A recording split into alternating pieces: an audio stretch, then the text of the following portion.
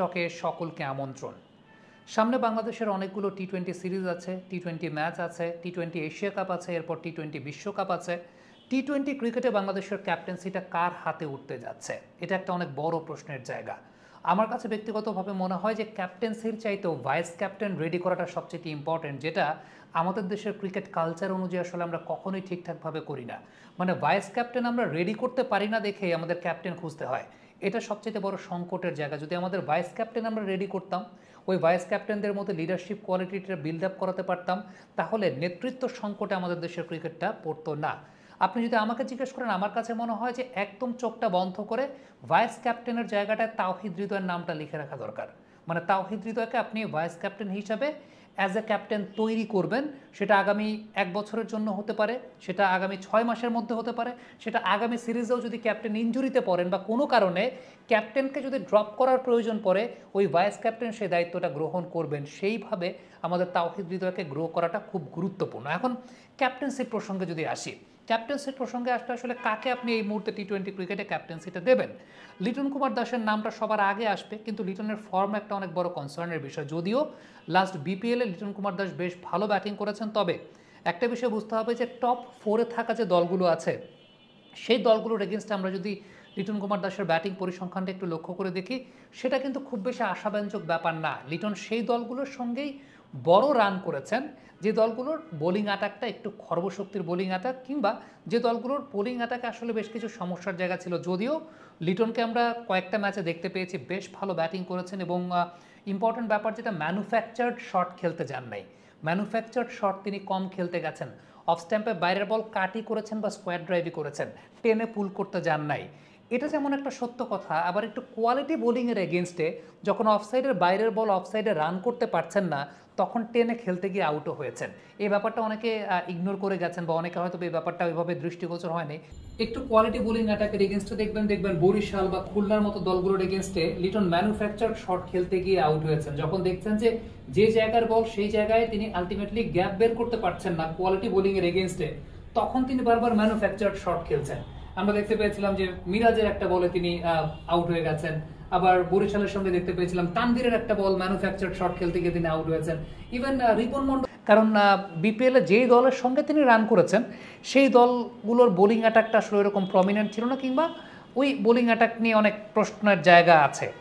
রাজশাহীর কথা যদি বলি, তাসকিন বাদে তাদের বাদবাকি বোলিং অ্যাটাক নিয়ে অনেক বড় প্রশ্নের জায়গা আছে। ইনফ্যাক্ট তারা কতটুকু ফেয়ার ক্রিকেট খেলেছেন সেই ব্যাপার নিয়েও প্রশ্নের জায়গা আছে। সো লিটন কুমার দাসটা সেটা একটা রিস্কি ডিসিশন হয়ে যায় কিনা, কারণ তার ফর্ম একটা অনেক বড় কনসার্নের জায়গা। আপনি চাইলে তখন ক্যাপ্টেনকে বাদও দিতে পারেন না। এখন যদি এরকম হয় যে হ্যাঁ, আপনি ক্যাপ্টেন যদি খারাপ খেলে আপনি ক্যাপ্টেনকে বাদ দিতে পারেন, ভাইস ক্যাপ্টেন যিনি he will take the leadership, then that's okay, আপনি লিটন কুমার দাসকে ক্যাপ্টেন্সি দিতে পারেন। তার ক্যাপ্টেন্সিও বেশ ভালো, উইকেটের পেছন থেকে বেশ ভালো তিনি ক্যাপ্টেন্সি করেছেন। লাস্ট ওয়েস্ট ইন্ডিজ সিরিজ আমরা দেখেছি।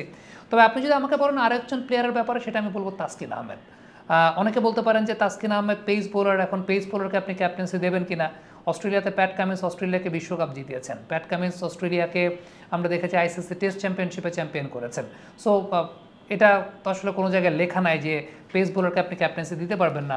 এবং তাসকিনের সত্যি কথা বলতে যে ক্যাপ্টেন্সি কোয়ালিটির জায়গাটা অতটা পরিশীলিত না হলেও he will be assisted by Towhid Hridoy.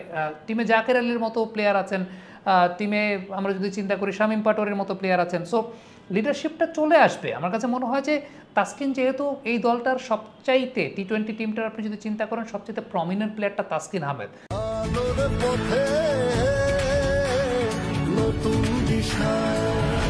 So এরকম একজন প্লেয়ারের কাছে যখন নেতৃত্বের জায়গাটা থাকবে, সেটা থাকতেই পারে, সেটা না থাকার কোনো, রাজশাহীর আমরা দেখেছি দুর্বার রাজশাহীতেও তিনি ক্যাপ্টেন্সি করেছেন, এবং তিনি যখন থেকে ক্যাপ্টেন হয়েছেন দুর্বার রাজশাহীর অন্তত টিম এনভায়রনমেন্টে আমরা অনেক চেঞ্জের জায়গা দেখেছি।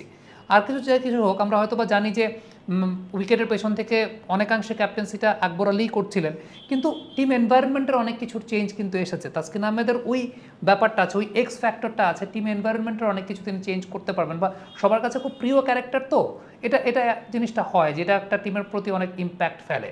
সো আমার কাছে ব্যক্তিগতভাবে মনে হয় যে তাসকিন আহমেদকে ক্যাপ্টেন্সি আপনি দিতে পারেন, সেক্ষেত্রে দেওয়ার ক্ষেত্রে আমি কোনো প্রবলেমের জায়গা দেখি না।